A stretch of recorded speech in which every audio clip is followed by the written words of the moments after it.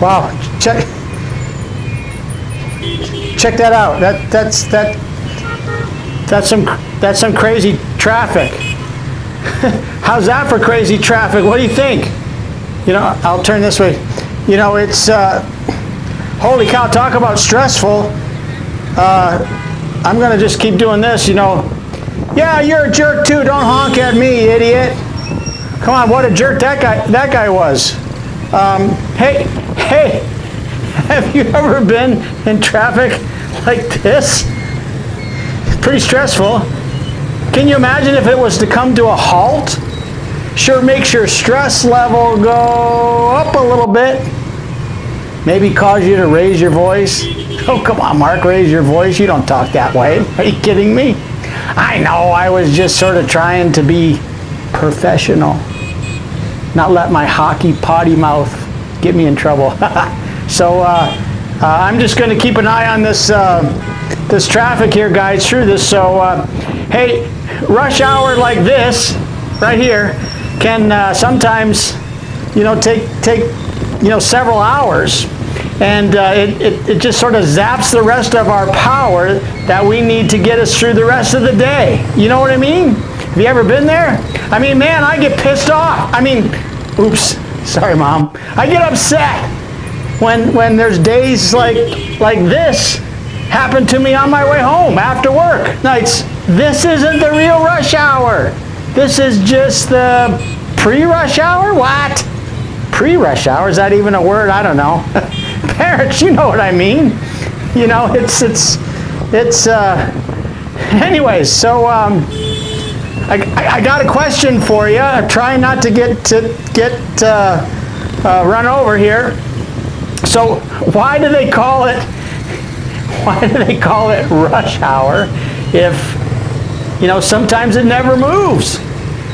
Sometimes, you know, in life, this craziness stops because of an accident or whatever.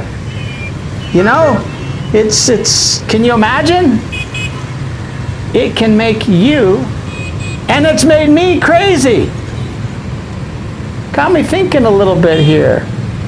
Hey, you single parents, or even you two working parents with stress. You usually come home irritable and tired, and I don't know if I want to turn to face you, but you know, you come home irritable and tired, but the kids don't care. You know, they're unsympathetic and they want your immediate attention. You know what I'm talking about, right? Right? Now, the rush hour on the freeway we thought was bad, but it doesn't even compare to the rush hour at home. You know what I mean. So the real rush hour occurs when we arrive home, right? Early evening. You know, it's time to, you know, everybody's hungry and everybody has their tempers, you know, flaring off, and they're real short, and it seems, you know, it just seems to be a setup for conflict. You know, there's some things you can do to help diffuse this rush hour time bomb. Not this rush hour. The rush hour we have to deal with as parents at home. Hey, here's a couple tips for you. First, call your children before you leave work and just touch base with them in the afternoon. Maybe this will give you a head start about dealing with any troubles that might be brewing when you get home. Sometimes they'll give you some heads up. You know, secondly, you know, make a conscious effort during your commute home through the rush hour or the pre-rush hour, what do they call it? You know, to try to disengage from the responsibilities of your job. Maybe turn on some music so you can disengage and then, you know, just forget about what you dealt with through the day. Well, let's keep going here. Number 3, concerning the dinner. Supper, dinner, whatever you call it. Parents, you know that it's wise to do as much as possible in the morning, or at least maybe the night before, to help you. slow cooker. I got one of those new pressure cookers. Those are cool. Something that can just sort of work for you. You could simmer it all day or do it a little quicker, and that it will help you take the food straight from the oven to the table. And it just relieves some pressure and time. And you know, that's when the stress is the greatest. You give them some food. You know, it makes it a little bit quicker for everyone to eat and raise their blood sugar, and it makes us all better. Then it allows us to spend some time, you know, and get the kids, you know, help the kids a little bit with their homework before they have to take a bath or a shower.